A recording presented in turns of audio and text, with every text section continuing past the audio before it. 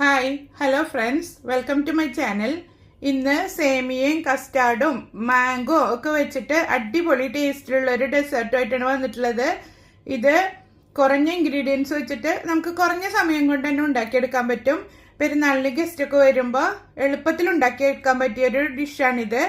അപ്പം എല്ലാവരും ഒന്ന് ഉണ്ടാക്കി നോക്കുക. മാങ്ങ എല്ലാവരും വീട്ടിലിപ്പോൾ അവൈലബിൾ ആവും. ഗസ്റ്റ് വരുമ്പോൾ എളുപ്പത്തിൽ പെരുന്നാളിന് ഉണ്ടാക്കി കൊടുക്കാൻ പറ്റിയിട്ടുള്ള അടിപൊളി ഒരു ഡെസേർട്ടാണ്. അപ്പോൾ വീഡിയോ കണ്ടു തുടങ്ങുമ്പോൾ തന്നെ ഒന്ന് ലൈക്ക് ചെയ്യുക. ഇത് നമ്മൾ ഉണ്ടാക്കി വെച്ചിട്ട് ഒരു 4 മണിക്കൂറെങ്കിലും തണുപ്പിച്ചെടുക്കണം. എന്നിട്ട് വേണം സെർവ് ചെയ്യാൻ. അപ്പോഴാണ് അതിൻ്റെ ആ കറക്റ്റ് ഒരു ടെക്സ്ചർ കിട്ടുള്ളൂ. അപ്പോൾ എല്ലാവരും ഉണ്ടാക്കി നോക്കുക. അപ്പോൾ ഇതെങ്ങനെ ഉണ്ടാക്കുന്നതെന്ന് കണ്ടിട്ട് വരാം. ആദ്യം സേമിയ വറുത്തെടുക്കണം. അതിന് പാൻ ചൂടാക്കിയിട്ട് അതിലേക്ക് കുറച്ച് നെയ്യ് ഒഴിച്ചു കൊടുക്കുക. ഞാനൊരു 1/2 ടേബിൾ സ്പൂണോളം നെയ്യ് ഒഴിച്ചു കൊടുത്തിട്ടുണ്ട്. നെയ്യ് ചൂടായി വരുമ്പോൾ അതിലേക്ക് 1 കപ്പ് സേമിയ ഇട്ടിട്ട് നന്നായി ഒന്ന് വറുത്തെടുക്കുക. ഇത് ഗോൾഡൻ കളർ ആവുമൊന്നും വേണ്ട, നന്നായി ഒന്ന് റോസ്റ്റായി കിട്ടിയാൽ മതി. ഇതിപ്പോൾ വറുത്തിട്ടുള്ള സേമിയ ആണെങ്കിലും ഇതുപോലെ ഒന്ന് ചൂടാക്കിയെടുക്കുക. സേമിയ നന്നായി ചൂടായിട്ടുണ്ട്. ഈ സമയത്ത് ഇതിലേക്ക് 1 ലിറ്റർ പാലൊഴിച്ചു കൊടുക്കുക. നല്ല ടേസ്റ്റി ആയിട്ടുള്ള ഒരു ഡെസേർട്ടാണിത്. നമുക്ക് എത്ര കഴിച്ചാലും മതിയാവില്ല. നന്നായി മിക്സ് ചെയ്തിട്ട് സേമിയ ഒന്ന് കുക്ക് ചെയ്തെടുക്കുക. അതിനുശേഷം നമുക്കിതിലേക്ക് പഞ്ചസാര ചേർത്ത് കൊടുക്കാം. മാങ്ങയും സേമിയയും കസ്റ്റാർഡും ഒക്കെ ചേർത്തിട്ട് ഉണ്ടാക്കുന്നത് കാരണം നല്ല ടേസ്റ്റാണ് ഇതിന്. ഇപ്പോൾ പാല് കപ്പ് വൈസ് നോക്കുകയാണെങ്കിൽ ഒരു 4 കപ്പോളം പാലെടുക്കണം. ഒരു 1/2 കപ്പോളം പാല് മാറ്റി വെക്കണം നമുക്ക് കസ്റ്റാർഡ് കലക്കിയെടുക്കാൻ വേണ്ടിയിട്ട്. മീഡിയം ടു ലോ ഫ്ലെയിമിലിട്ടിട്ട് ഇത് നന്നായി കുക്ക് ചെയ്തെടുക്കുക. അടിയിൽ പിടിക്കാതെ ശ്രദ്ധിക്കണം, ഇടയ്ക്കിടയ്ക്ക് ഇളക്കി കൊടുക്കണം. പഞ്ചസാര നമുക്ക് സേമിയ വെന്തതിന് ശേഷം ചേർത്ത് കൊടുക്കാം. സേമിയ വേവുന്ന നേരം കൊണ്ട് നമുക്ക് കസ്റ്റാർഡ് കലക്കിയെടുക്കണം. അതിനുവേണ്ടി ഞാൻ 1/2 കപ്പ് പാലെടുത്തിട്ടുണ്ട്. അതിലേക്ക് 2 ടേബിൾ സ്പൂണ് കസ്റ്റാർഡ് പൗഡർ ഇട്ടിട്ട് ഒട്ടും കട്ടയില്ലാതെ മിക്സ് ചെയ്തെടുക്കുക.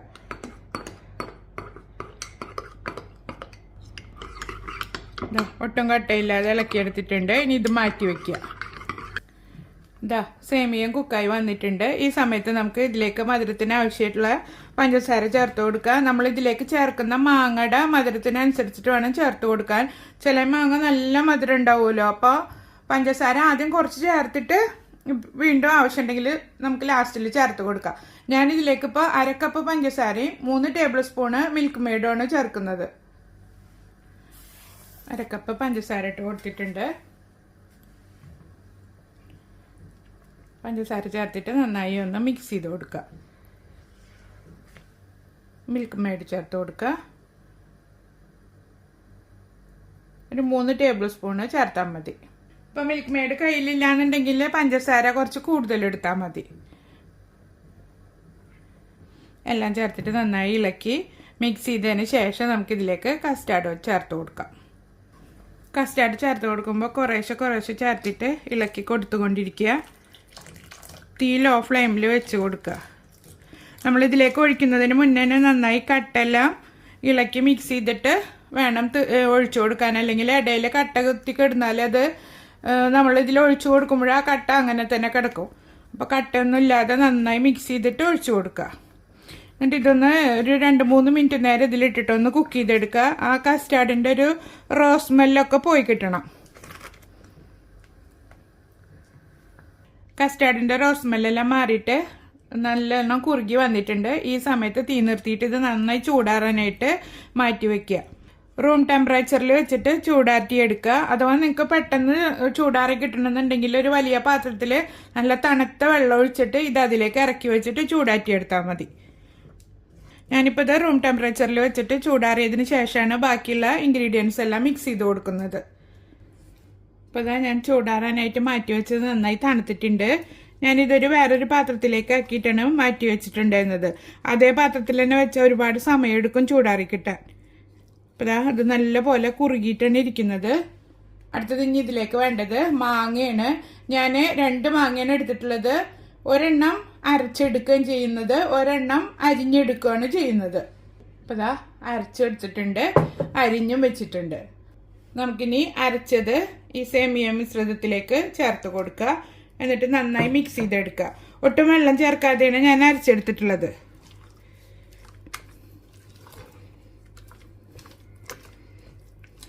ഇതിപ്പോൾ അഥവാ നന്നായി കുറുകിയിട്ടുണ്ടെങ്കിൽ കുറച്ചുകൂടെ പാല് ചേർത്തിട്ട് മിക്സ് ചെയ്ത് കൊടുക്കുക. നന്നായി മിക്സ് ചെയ്തെടുത്തിട്ടുണ്ട്. ഇനി നമ്മൾ അരിഞ്ഞു വെച്ചിരിക്കുന്ന മാങ്ങ ഇതിലേക്ക് ചേർത്ത് കൊടുക്കുക. ഇതിപ്പോൾ മാങ്ങയും ചേർത്ത് നന്നായി മിക്സ് ചെയ്തെടുത്തിട്ടുണ്ട്. ഇനിയിപ്പോൾ ഇത് നന്നായി തണുപ്പിച്ചിട്ട് നമുക്ക് സെർവിങ് ഡിഷിലേക്ക് മാറ്റാം. അതിനുശേഷം മാങ്ങ വെച്ചിട്ട് ഡെക്കറേറ്റ് ചെയ്ത് കൊടുക്കുക. അതല്ലെങ്കിൽ ടൂട്ടി ഫ്രൂട്ടി വെച്ചിട്ടും ഡെക്കറേറ്റ് ചെയ്തെടുക്കാം. അപ്പോൾ ഞാൻ തണുപ്പിച്ചിട്ട് സെർവിങ് ഡിഷിലേക്ക് മാറ്റിയിട്ടുണ്ട്. നിങ്ങൾ നിങ്ങളുടെ ഇഷ്ടത്തിനനുസരിച്ചിട്ട് സെർവ് ചെയ്യുക. ഇനി മാങ്ങ വെച്ചിട്ട് നമുക്ക് ഡെക്കറേറ്റ് ചെയ്തെടുക്കാം. 2 മാങ്ങ ഉണ്ടെങ്കിൽ ഉണ്ടാക്കിയെടുക്കാൻ പറ്റിയിട്ടുള്ളൊരു ഡെസേർട്ടാണ് ഇത്. എളുപ്പത്തിൽ ഉണ്ടാക്കിയെടുക്കാം. ഇപ്പോൾ പെരുന്നാളിന് ഗസ്റ്റൊക്കെ വരുമ്പോൾ സെർവ് ചെയ്യാൻ പറ്റിയിട്ടുള്ളൊരു അടിപൊളി ഡിഷാണ്. അപ്പോൾ എല്ലാവരും ട്രൈ ചെയ്ത് നോക്കിയിട്ട് ഫീഡ്ബാക്ക് അറിയിക്കുക. ഇതുപോലുള്ള വീഡിയോസ് ഇഷ്ടപ്പെടുന്നുണ്ടെങ്കിൽ എൻ്റെ ചാനലൊന്ന് സബ്സ്ക്രൈബ് ചെയ്യാനും റെസിപ്പീസ് ഫ്രണ്ട്സിനും റിലേറ്റീവ്സിനും ഷെയർ ചെയ്ത് കൊടുക്കാനും മറക്കരുത്.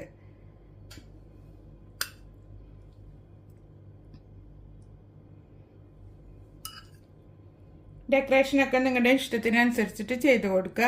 ടൂട്ടി ഫ്രൂട്ടി ഇഷ്ടമാണെങ്കിൽ ഞാൻ നേരത്തെ പറഞ്ഞ മാതിരി അത് വെച്ചിട്ടും ഡെക്കറേറ്റ് ചെയ്തെടുക്കാം. അപ്പോൾ എല്ലാവർക്കും ഇഷ്ടപ്പെട്ടിട്ടുണ്ടാവുമെന്ന് വിശ്വസിക്കുന്നു. അടുത്തൊരു വീഡിയോയുമായിട്ട് വീണ്ടും കാണാം. Thank you for watching.